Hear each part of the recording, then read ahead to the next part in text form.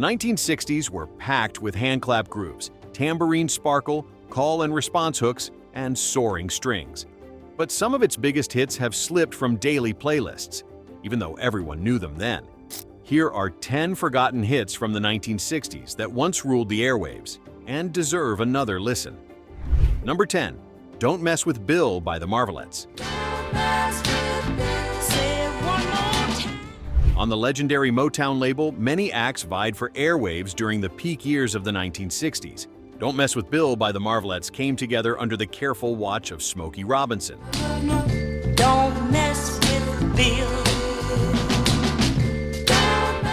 Who both wrote and produced this track. Released in late 1965, the song eventually climbed to number 7 on the charts, making a significant impact before gradually fading from popular memory. The mix of smooth harmonies and a sly, unforgettable hook helps this track stand out even decades later. While the group had already made a name for themselves with prior hits, this record showcased a slightly edgier attitude paired with Motown's signature polish. The tune's catchy rhythm and playful message kept listeners hooked back then. But today, it's seldom spun on classic radio. It remains a slice of Detroit soul history, too often overlooked despite its chart-topping credentials and that signature Motown sound. Don't mess with Bill. Number 9. Bernadette by Four Tops. Backed by the legendary Funk Brothers at Hitsville, USA, this song charged onto the scene with a powerful arrangement and unforgettable urgency. Bernadette by Four Tops saw its release in the spring of 1967 and quickly soared to number 4 on the charts.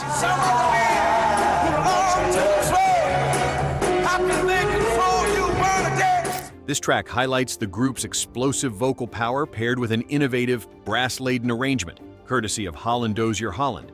While fans still celebrate some bigger classics, the song was a prime example of how the Motown machine could produce hit after hit, each with its distinct personality. The record demonstrated not just commercial appeal, but raw emotional force. And although it was a staple at the time, its shimmering crescendos are less commonly heard today. Marked by pounding drums and a passionate groove, the tune offers a window into the depth and creativity of Detroit's biggest label during the late 1960s.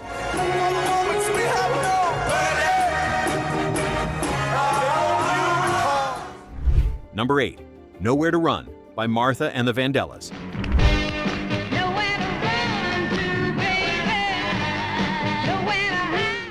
In the midst of Detroit's legendary music boom, this hit surged in popularity with its driving beat and energetic feel. Nowhere to Run by Martha and the Vandellas debuted early in 1965.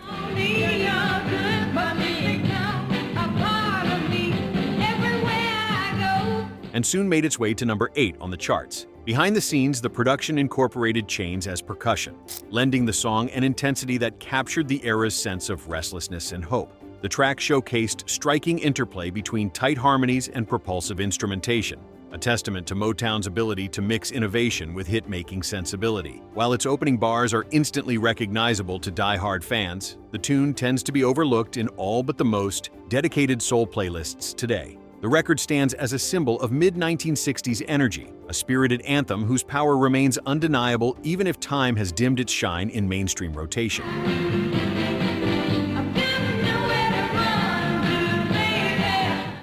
Number 7. Reflections by Diana Ross and the Supremes. Reflections of the way life used to. When synthesizers first began to infiltrate mainstream pop, few songs fused innovation with wide appeal as skillfully as this single. Reflections by Diana Ross and the Supremes arrived in 1967. I see reflections of you and me. Reflections of Showcasing one of Motown's earliest uses of the Moog synthesizer. This technical leap gave the track a futuristic edge, helping it climb to number 2 on the charts that year. The record's layered vocals and shimmering soundscape offered listeners something fresh, with a hint of psychedelia woven into the label's polished pop-soul sound. Despite peaking at such a high rank, the tune hasn't endured as one of the trio's most frequently played hits. The combination of groundbreaking production and that unmistakable melodic hook marked it as a hidden gem from the late 1960s, deserving another listen, as both a historical artifact and a reflection of Motown's creative boldness. Through the mirror of my mind, time after time. Number 6. I Second That Emotion by Smokey Robinson and the Miracles. Maybe you'll go away and never go. And a taste of Driving around in the late 1960s, you'd likely have heard this cut pouring out of radios coast to coast. I Second That Emotion by Smokey Robinson and the Miracles became an instant favorite after debuting in 1967. or maybe you think that love was made for fools. So it makes you wise to break. Thanks in part to a memorable hook and polished groove that's unmistakably Motown.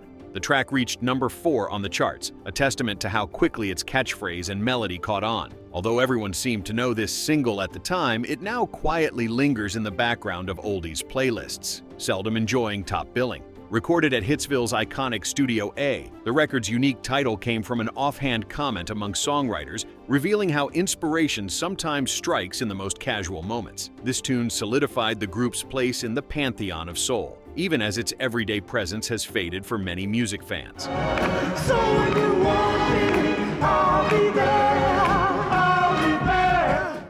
Let's take a quick pause before we hit the final 5. Which of these tracks brought a memory rushing back? Did one surprise you, or have you been playing it for years without knowing who sang it? And what's your personal pick for the most overlooked hit of 1960?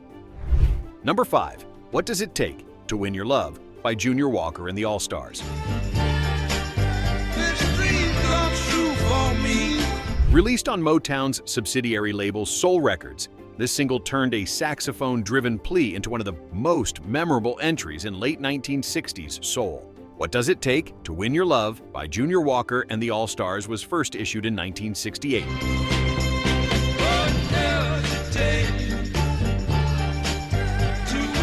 But didn't break big until the following summer, when it soared to number 4 on the charts. The song's success came after DJs began spinning it independently, driving listener demand and prompting wider release. This record's unmistakable soul groove shines through, led by a signature sax solo that set it apart from many contemporaries. Despite having the momentum to launch careers, the tune is less likely to appear on classic radio today. Its unique blend of raw emotion and instrumental mastery remains a highlight, capturing the intersection of performance and production excellence characteristic of the era.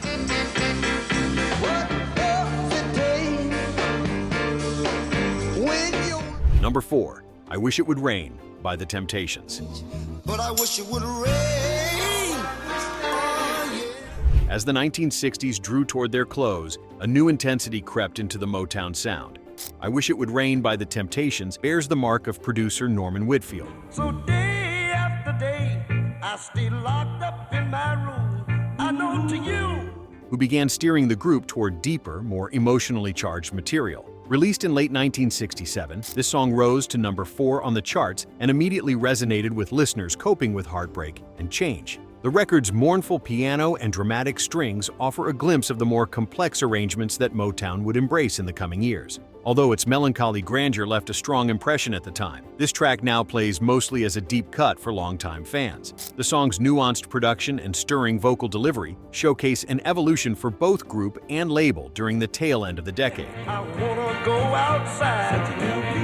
Everyone knows that a man is Number 3. Ain't Nothing Like the Real Thing by Marvin Gaye and Tammy Terrell.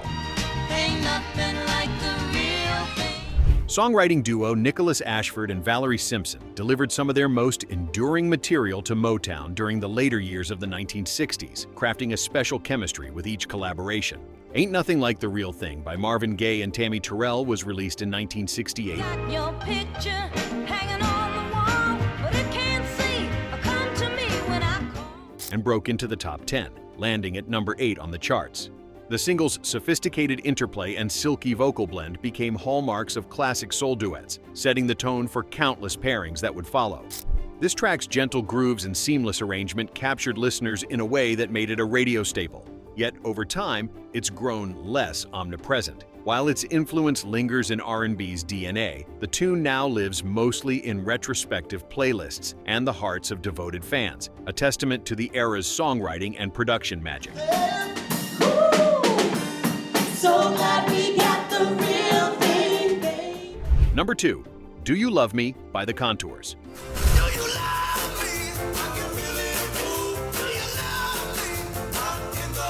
Before the rise of the British invasion, American dance floors erupted around this frenetic anthem. Do You Love Me by the Contours burst onto the scene in 1962 and eventually climbed to number 3 on the charts.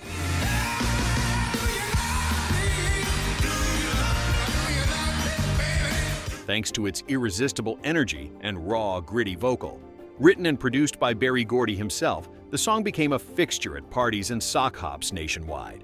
The record's thumping rhythm and unmistakable shout set a high bar for early 1960s up-tempo hits. Though it's now more of a cult classic than a daily spin, this cut experienced a resurgence after being included in the 1987 film Dirty Dancing, briefly re-entering public consciousness. Even so, for many listeners, the tune remains an underappreciated gem from Motown's foundational years, bursting with unfiltered excitement and joy.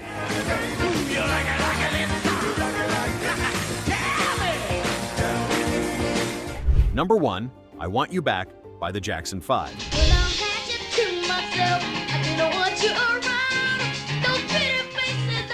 The debut single that launched a musical phenomenon arrived near the end of the 1960s and helped redefine the Motown sound for a new era.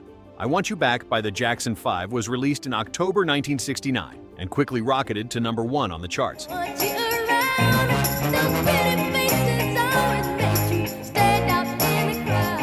Produced by the dynamic team known as The Corporation, this track unleashed a vibrant energy that would shape pop for years to come. The song's playful arrangement, crisp production, and irresistible hook signaled a shift toward a younger, more exuberant approach on the label. While this tune remains well known among aficionados and in film soundtracks, it's not always foregrounded in daily retro playlists. The record endures as a feel-good classic and a defining statement, marking both the birth of a superstar group and Motown's evolving legacy at the close of the decade.